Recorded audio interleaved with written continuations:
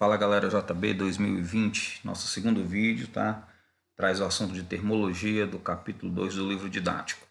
Agradecimento especial ao meu filho, Pedro Vinícius, do curso de informática, né? Primeiro ano, tá aí me ajudando aí na edição desses vídeos. Não esquece de dar o like, se inscreve no canal e aciona o sininho, beleza? Para receber aí os próximos vídeos.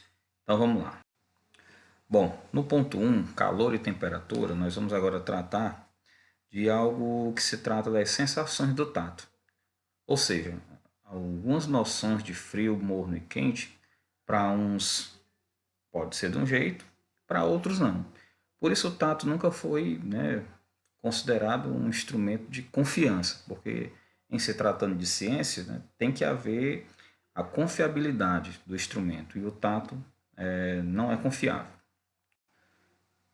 Com isso, né, até ali o final do século XVIII, acreditava-se que o calor era um fluido, né, com peso desprezível, invisível, que os corpos tinham. Então, quanto maior o calórico do corpo, né, mais quente ele era. E quanto menos calórico, mais frio ele era. Então, essa era a ideia que permeava até o final do século XVIII. A ideia atual que nós temos de calor refere-se ao movimento dos átomos, né, ou seja, a energia térmica em trânsito. Observando a figura, né, o corpo a esferazinha azul, e o corpo B, a esferazinha vermelha. T1, a temperatura para o corpo A, T2 para o corpo B. Vamos considerar que a temperatura 1 é maior do que a temperatura 2, beleza? Assim sendo, espontaneamente o calor é transferido do corpo mais quente para o corpo mais frio. Alex, é sempre assim? Existe alguma forma de passar do mais frio para o mais quente? De forma espontânea, não, mas de forma forçada, sim. E aí nós vamos ver, né, lá na termodinâmica, alguns exemplos de como o corpo vai transferir calor, né, sendo do mais frio para o mais quente. Agora a gente vai se atentar apenas à forma espontânea, beleza? Então, de forma espontânea, o calor é transferido do corpo mais quente para o mais frio. Com relação à temperatura, ela é a medida do grau de agitação, né, dessas moléculas ou átomos, beleza? De forma indireta, na verdade, a gente está medindo a energia cinética média dessas partículas, porque quanto mais agitadas estiverem essas moléculas, né, ou esses átomos, maior será a temperatura. Né? Observando a figurinha, no primeiro recipiente, veja que as moléculas têm assim, um certo movimento, e na figura ao lado, né, você tem aquelas setas representando fogo. Então você está dando calor para o sistema, então o que acontece? A agitação dessas moléculas ou átomos começam a aumentar. Dessa forma, a temperatura do corpo, né, que é a medida desse grau de agitação, vai aumentar. Então, temperatura, calor, como nós definimos, né, é o energia térmica em trânsito, e a temperatura é esse grau de agitação dessas moléculas, beleza? Então são dois conceitos diferentes. Ainda dentro desse tópico, a gente vai conceituar aqui o equilíbrio térmico. Então, Alex, o que é que vem a ser esse equilíbrio térmico? Bom, o equilíbrio térmico, né, ele é um fenômeno, né, onde corpos de temperaturas diferentes, né, vão sofrer aí um processo, né, como é que eu posso dizer? Eles vão trocar calor, e aí nessa troca de calor, no final, eles vão ficar com a mesma temperatura. Como está aí na definição, né? O equilíbrio térmico é um fenômeno no qual dois corpos de temperaturas diferentes trocam calor até ficar com a mesma temperatura. Se a gente observar a figura 1, as moléculas vermelhas, né, esses átomos estão na extremidade quente, estão mais agitados. E aí na outra extremidade, né, as bolinhas de azul estão mais frias, digamos assim. Então, quando elas entram em contato, ou seja, espontaneamente, do maior, né, do corpo de maior temperatura, ele transfere calor, né, essa energia de calor, para o corpo de menor temperatura. Depois de um certo tempo, né, as temperaturas dos dois corpos, né, conforme a figurinha ao lado, ficam iguais, né, eles ficam com a mesma temperatura. Quando isso ocorre, é o que a gente chama de equilíbrio térmico, ok? Então vamos. No tópico 2, né, a gente traz aí, né, termômetro e medida de temperatura. Então vamos lá. Uma das coisas que esse tópico trata são as grandezas termométricas. Alex, o que é uma grandeza termométrica? É aquela grandeza que pode variar com a temperatura, volume, densidade, solubilidade, resistência elétrica. Então essas grandezas termométricas, nós vamos perceber que elas fazem parte, né, da construção de termômetros e que essas grandezas, quando, né, relacionadas com a temperatura, elas podem variar, beleza? Outro conceito é o conceito de equação termométrica. Aí, essa equação termométrica é a forma como a temperatura e essas outras grandezas que eu acabei de citar se relacionam do ponto de vista matemático, ou seja, podem se relacionar de forma diretamente proporcional, ok? Essas grandezas, né, juntamente com a temperatura, vão se relacionar de acordo com uma equação. Uma equação vai definir a forma como elas vão se relacionar. Para isso, né, nessa montagem do termômetro, nessa construção do termômetro, a gente tem os chamados pontos fixos. Alex, seria o quê? Seria os pontos de ebulição e fusão? Sim. Né?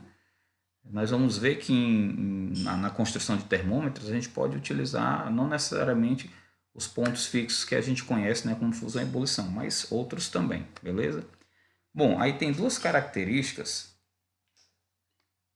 que são dos termômetros, tá? A gente, quando vai construir um termômetro, a gente tem que graduar ele. Então, Alex, o que é o graduar na construção do termômetro? É dividi-lo em graus. No nosso caso, né, nós vamos ver daqui a pouco que a escala Celsius ela é dividida em 100 partes, né, a chamada escala centígrada. E a outra característica na construção desse termômetro é o fato dele estar calibrado. Alex, o que é o termômetro calibrado? É quando ele tem 2 pontos. No nosso caso, nós vamos ver daqui a pouco que a escala Celsius trabalha com o 0 e o 100. Então, esse 0 e o 100 seria o termômetro calibrado, tá? Escolhendo esses 2 pontos fixos. Ok? Vamos lá. Então, né, a gente tem uma série de tipos de termômetros, né?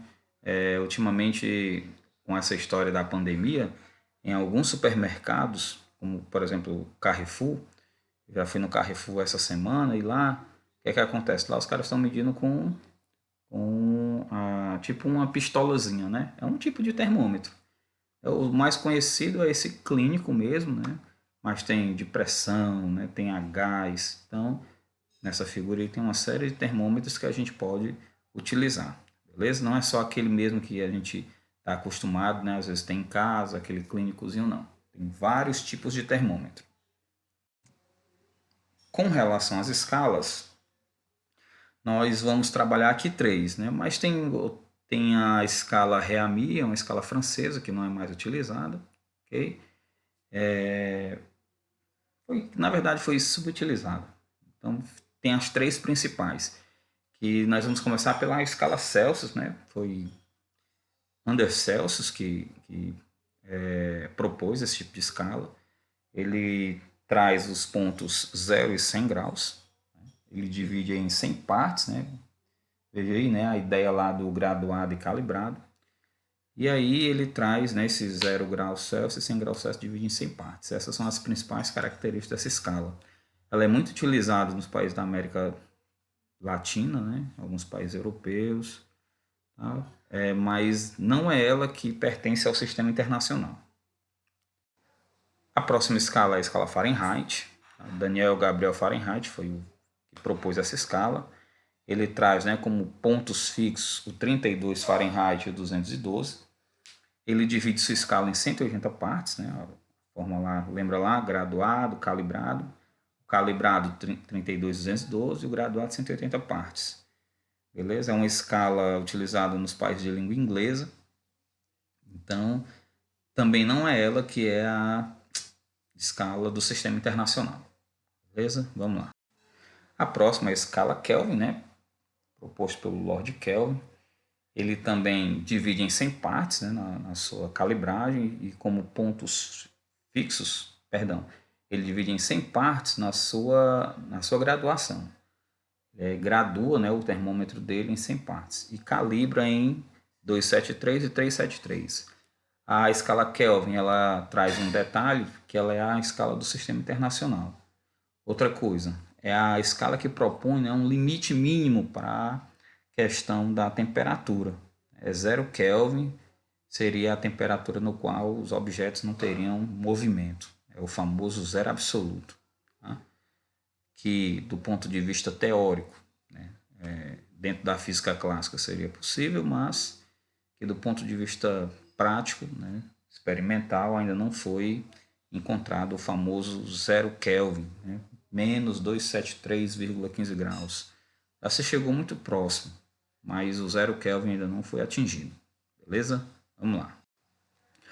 A relação de conversão, né, são a relação onde as escalas que nós citamos, Celsius, Fahrenheit e Kelvin, elas podem, do ponto de vista matemático, se relacionar.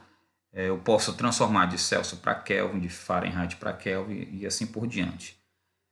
Fazendo aí um jogo usando o teorema de Thales, né, ou então apenas utilizando no numerador a temperatura qualquer, né, que a gente chama de C menos o ponto de fusão, e no denominador você subtrai o ponto de ebulição menos de fusão. Então, fazendo isso com os números que nós temos aí nessas três escalas, nós chegamos na equação final, que é C sobre 5, a gente utiliza o T, né, então seria TC sobre 5, o TF menos 32 sobre 9 e o K menos 273 sobre 5.